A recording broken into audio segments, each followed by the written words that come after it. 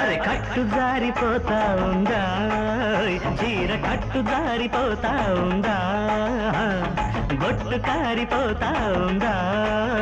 చుక్క బొట్టు కారిపోతా ఉందా